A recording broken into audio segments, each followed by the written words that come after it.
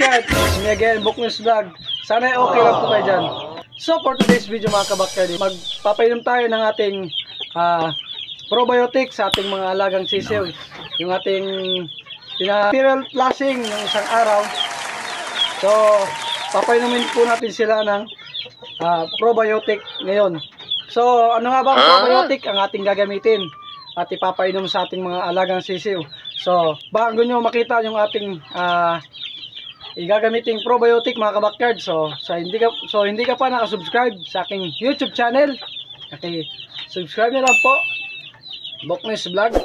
So, click the subscribe button para updated po kayo sa mga video na aking i-upload. So tara mga kabakyard, papakita ko po sa inyo yung gagamitin nating probiotic. So tara, let's go.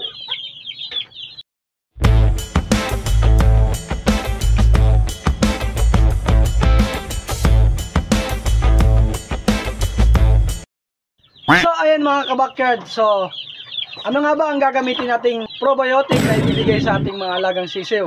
So ayan mga kabakyard, ito po yung ating ibibigay na probiotic dahil napakamabisa at napaka sulit at murang-mura lang po kung ibigay sa ating mga alagang sisiw at kayang-kaya po natin bilhin, kayang-kaya lang po sa bulsa. So ito nga po yan mga kabakyard, yung Yakult mga kabakyard. Yan mga kabakyard, oh, Yakult. Yan, ito po yung ating ibibigay na probiotic sa ating mga alagang sisiw. Dahil matagal na po akong gumagamit itong Yakult mga kabakyard, ngayon ko lang po to naisipang i-vlog dahil gusto ko rin po i-share sa inyo yung ibibigay po ng Yakult sa ating mga alagang sisiw. So, napakamabisa po nito mga kabakyard. So paano nga ba natin to ibibigay sa kanila? So tara, panoorin nyo mga kabakyard, let's go. So ayan mga kabakyard, ito yung gagamitin natin pang bigay ng probiotic sa ating mga alagang sisiw, ang Yakult. So ibibigay natin to ngayon mga kabakyard dahil hindi natin siya pinainom ng tubig kanina. So ayan, hinahugasan na natin yung paglalagyan ng kanilang probiotic. So tara mga kabakyard, ibigay na po natin at samahan nyo ako. So let's go. So ayan mga kabakyard, bubuksan na po natin yung Yakult na ating ibibigay sa kanila. Bubuksan ko na. Medyo mahirap kasi isang kamay lang ang gamit natin dahil hawak-hawak natin yung camera. Wala tayong cameraman. Yan. So ayan mga kabakyard, oh. So ayan po mga kabakyard, oh. Ilalagay na po natin, ibubuhos na po natin yung Yakult. Yan. Purong Yakult po yan mga kabakyard. Yan. Yan. Tapos ibibigay po natin doon sa ating mga sisiw. So tara, samahan nyo ko mga kabakyard. Let's go. Yan, oh. Wow. So ito po yung ating bibigyan ng probiotic mga kabakyard dahil binacterial flushing natin sila 3 days. Yan, nakita nyo sila mga kabakyard, oh. So yan yung bibigyan natin ng probiotic. Tara mga kabakyard, dahil ibigay na po natin yung Yakult sa kanila. Ayan mga kabakyard. Yan.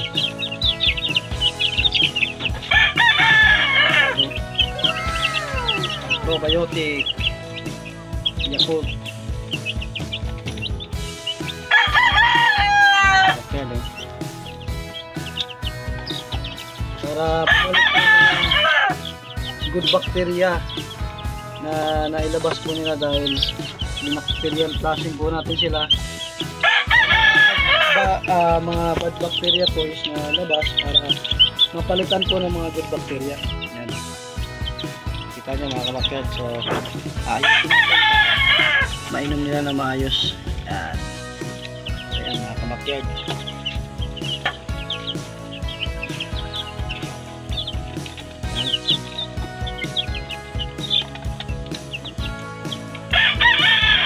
Todo.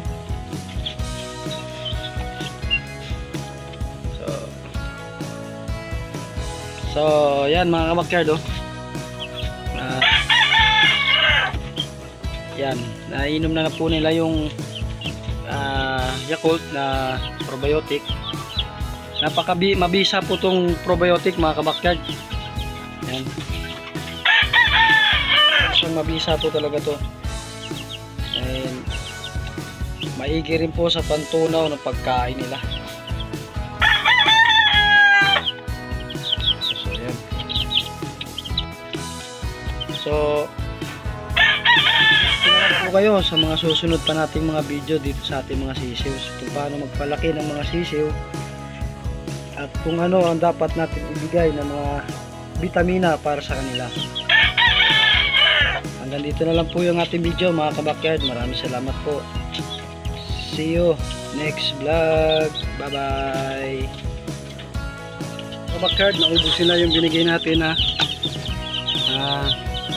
Yakult, yung probiotic, yan o, ubos na. So, kukunin natin yung lagayan mga kabakyard.